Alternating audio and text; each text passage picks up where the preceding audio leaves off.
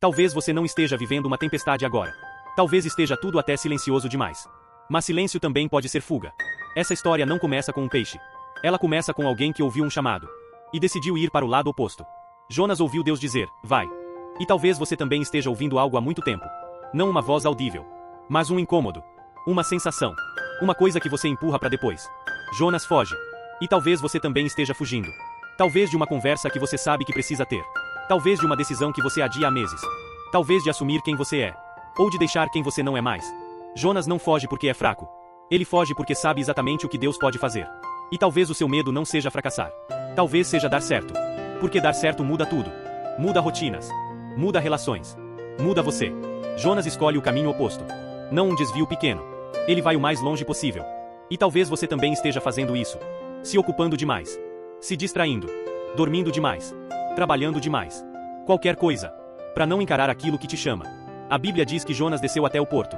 Depois desceu até o navio. Depois desceu até o porão. E talvez você também esteja descendo. Não de uma vez. Mas aos poucos. Um depois eu vejo. Um agora não. Um não é o momento. E enquanto Jonas dorme no fundo do navio, a tempestade começa. Talvez você esteja dormindo também. Fingindo que não sente. Que não dói. Que não importa.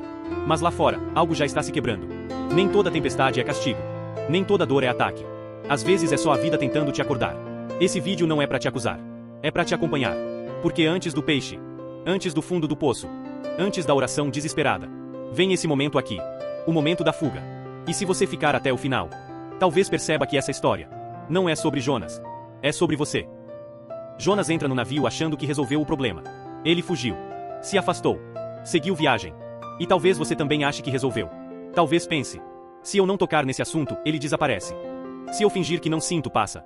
Se eu continuar andando, uma hora isso fica para trás. Mas algumas coisas não ficam para trás. Elas vêm atrás. O texto diz que o mar começa a se agitar. As ondas se levantam. Uma tempestade violenta. Forte o suficiente para assustar marinheiros experientes. Gente que já tinha visto de tudo. Gente acostumada com o mar. E talvez isso também esteja acontecendo com você. Pessoas ao seu redor percebendo que algo está errado. Antes mesmo de você admitir. A tripulação entra em pânico. Cada um clama ao seu próprio Deus. Eles jogam a carga fora. Tentam aliviar o peso do navio. E aqui tem algo muito humano. Quando a vida começa a afundar, a gente tenta se livrar do peso errado. Joga fora coisas importantes. Quebra relações. Se afasta de quem não tinha culpa. Abandona o que ainda sustentava. Enquanto isso, Jonas está dormindo. No fundo do navio. Alheio à tempestade. Alheio ao caos. Talvez você conheça esse sono. Não o do descanso. Mas o da fuga. O sono de quem não quer pensar. Não quer sentir. Não quer decidir. Mas a tempestade não acorda sozinha. O capitão desce até Jonas e diz algo forte. Como você pode estar dormindo? Talvez alguém já tenha te feito essa pergunta. Não com essas palavras. Mas com atitudes. Você não percebe o que está acontecendo? Você não vê o clima mudando? Você não sente que algo vai dar errado? A tempestade continua. E então vem o momento que ninguém quer. Eles começam a procurar um culpado. Porque quando tudo começa a dar errado, alguém precisa ser responsabilizado. Eles lançam sortes. E a sorte cai sobre Jonas. E talvez esse seja um dos momentos mais desconfortáveis da vida. Quando você percebe que o problema não está fora. Jonas reconhece. Ele não se defende. Não terceiriza. Não se vitimiza. Ele diz: sou eu. E talvez um dia você também precise dizer isso. Não para todo mundo. Mas para si mesmo. Sou eu que estou fugindo. Sou eu que não enfrento. Sou eu que estou adiando. E então Jonas diz algo ainda mais pesado. Essa tempestade está acontecendo por minha causa. Nem sempre a gente tem coragem de admitir isso porque quebra o ego. Derruba desculpas. Mas também é o começo da mudança. Porque enquanto Jonas foge sozinho, o navio inteiro sofre. E talvez sua fuga também esteja respingando em outros. Em quem te ama. Em quem convive com você. Em quem não entende o seu silêncio. Essa parte da história não é sobre culpa. É sobre consciência. Antes do peixe, vem a verdade. Antes do fundo do poço, vem o reconhecimento. E a tempestade ainda não acabou. Depois da confissão, o silêncio. O vento não diminui. Nada melhora. Porque reconhecer não é o mesmo que resolver. Às vezes é só o começo. A tripulação olha para Jonas e pergunta: o que a gente faz agora? E talvez essa pergunta também ecoe dentro de você. Depois que você admite. Depois que você aceita. Depois que você para de fingir. E agora? O que eu faço com isso? Jonas diz: me joguem no mar. É pesado. É radical. Mas é honesto. Jonas entende que não dá para continuar daquele jeito. Que a fuga chegou ao limite. Que alguém precisa pagar o preço da decisão errada. E talvez você esteja nesse ponto. Não literalmente. Um ponto em que continuar fingindo dói mais do que enfrentar a queda. Os marinheiros tentam evitar isso. Eles remam com força. Tentam controlar o navio. Tentam salvar Jonas. Porque nem todo mundo quer te ver cair. Nem todo mundo quer te perder.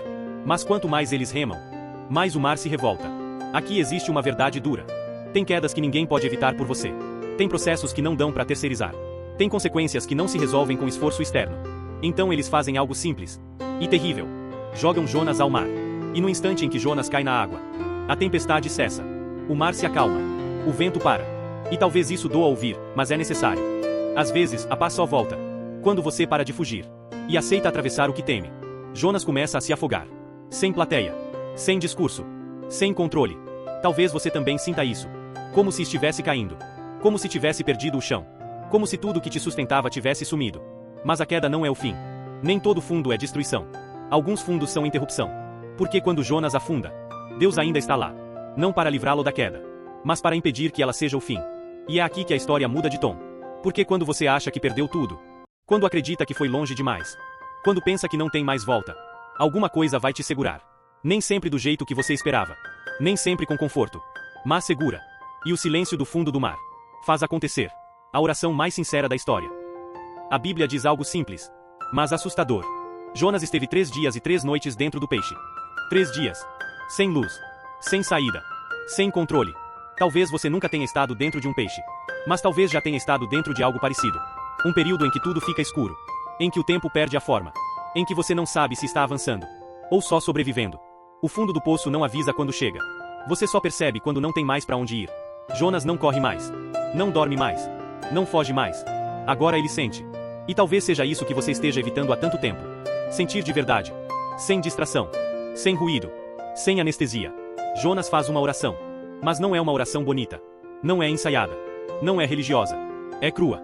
Ele fala de afogamento. De desespero. Ele diz que as águas o cercaram até a alma. E talvez você também sinta isso. Como se algo estivesse te sufocando por dentro. Pensamentos. Cansaço. Vazio. Aqui tem algo muito importante. Deus não impede Jonas de entrar no fundo do poço. Mas também não o abandona lá. O peixe não é castigo. É contenção. Não é prisão. É proteção.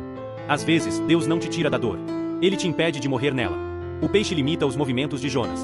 Porque se ele continuasse livre, continuaria fugindo. E talvez certas fases da sua vida não sejam para te punir, mas para você. Parar de fingir. Parar de ser quem você não aguenta mais sustentar. É no escuro que Jonas se lembra de Deus.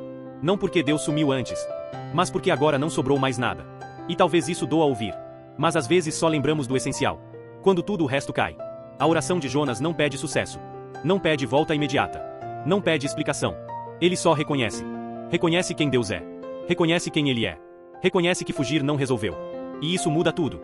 Porque o fundo do poço, quando é atravessado com verdade, deixa de ser fim e vira transição. Mas a história ainda não acabou. Porque sair do peixe não significa estar pronto. Às vezes, Deus te tira do fundo, mas ainda precisa tratar o que te fez fugir. A Bíblia diz que o peixe vomita Jonas em terra seca. Não é bonito. Não é triunfal. Não tem aplauso. Jonas não sai renovado. Ele sai vivo. E talvez seja assim com você também. Nem sempre a gente sai dos processos forte. Às vezes sai só respirando. Deus fala com Jonas de novo. O mesmo chamado. As mesmas palavras. Nada mudou no chamado. O que precisava mudar era Jonás. E talvez você esteja esperando tudo mudar ao redor. Quando o trabalho é dentro. Jonas vai a Nínive. Pede para o povo obedecer. E algo impressionante acontece. A cidade inteira se arrepende. O que Jonas temia acontece. Deus perdoa. E aqui vem a parte mais desconfortável da história. Jonas fica com raiva. Raiva porque Deus é misericordioso. Raiva porque Deus faz exatamente o que Jonas sabia que faria. Às vezes, a gente não foge por medo de errar. Foge por medo de que Deus seja bom demais. Porque a bondade de Deus bagunça nossos critérios. Quebra nossa lógica. Desmonta nossas certezas. Jonas acredita. Mas o coração ainda resiste. E talvez você se identifique com isso. Você faz o que precisa ser feito. Cumpre. Mas por dentro, ainda luta. Deus então ensina Jonas com algo simples. Uma planta que cresce. Depois seca. E Deus pergunta. Você se importa com uma planta, mas não com pessoas. Não é uma acusação. É um espelho. A história de Jonas termina sem resposta clara. Porque a pergunta não era para ele. Era para você. Você vai continuar fugindo? Vai obedecer só por fora? Ou vai permitir que Deus trate o que ainda dói por dentro? Jonas nos ensina algo essencial. Fugir cansa. O fundo dói. Mas o coração precisa estar disposto. Talvez você esteja no começo da fuga. Talvez esteja na tempestade. Talvez esteja caindo. Talvez esteja no fundo do poço. Ou talvez esteja recebendo uma nova chance agora. Esse vídeo não é sobre fazer promessas. É sobre consciência. Porque Deus não desiste de quem foge. Mas também não força quem não quer mudar. A escolha ainda é sua.